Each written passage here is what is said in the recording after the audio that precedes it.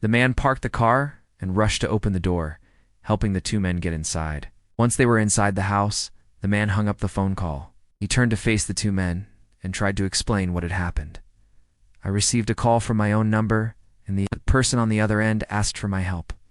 He told me to bring rope to a specific location, and when I arrived, I found this man hanging upside down from a tree. The man who had been freed from the rope was still disoriented and confused.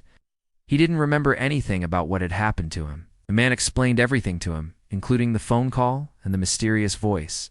As they were talking, the phone rang again. It was the same number that had called them earlier.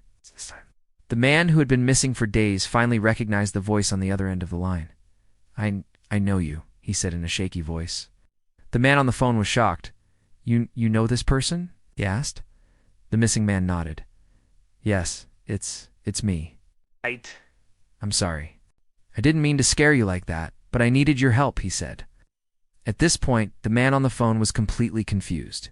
He didn't know what to do or say. He had received a call from his own number, and the person on the other end had led him to a missing person who was hanging upside down from a tree. And now that same person was claiming to be the missing person himself. The missing man continued to explain what had happened to him.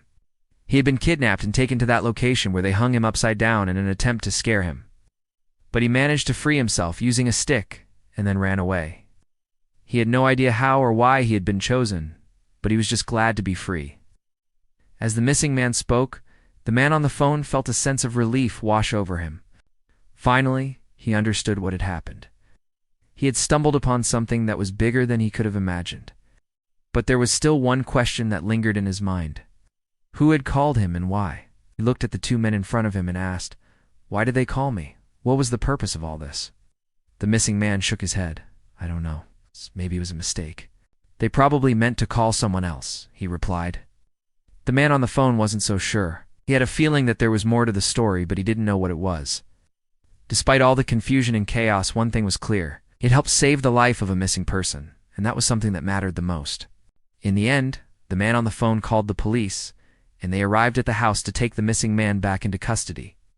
Before leaving, the missing man thanked the man on the phone for his help and promised to pay him back. As the police led the missing man away, the man on the phone couldn't shake off the feeling that something was off. He knew that there was more to the story than what was being told. But despite his curiosity, he understood that it was best to let the authorities handle it from there. The following days were filled with questions and speculations. The news of the missing man's disappearance and subsequent return spread like wildfire, but no one knew the full story. The man on the phone received countless calls from friends and family, all wanting to know what had happened. But he didn't know any more than what the media had reported. Despite the attention, the man on the phone couldn't bring himself to talk about the incident. It was as if a dark cloud had been lifted from his shoulders, and he didn't want to disturb the peace that he had finally found. However, there was one person who couldn't stop thinking about the case. That was the detective assigned to the missing man's disappearance.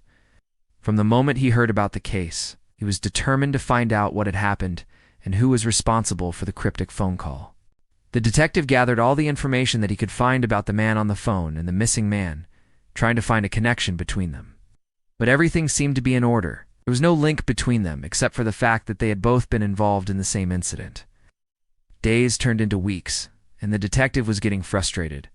He had hit a dead end in his investigation and didn't know where to turn next, but he wasn't about to give up. He was determined to solve this case, no matter how long it took.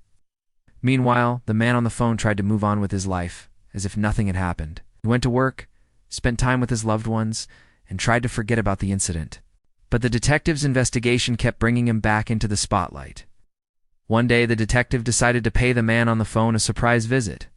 He stood on his doorstep with a badge in hand, ready to ask some tough questions. The man opened the door and was taken aback by the sight of the detective standing in front of him. The detective wasted no time and began asking questions about the incident. He wanted to know every detail that the man could remember, hoping that it would lead him to a breakthrough in the case. The man answered honestly, but there wasn't much more he could remember. The detective was disappointed, but he wasn't about to give up.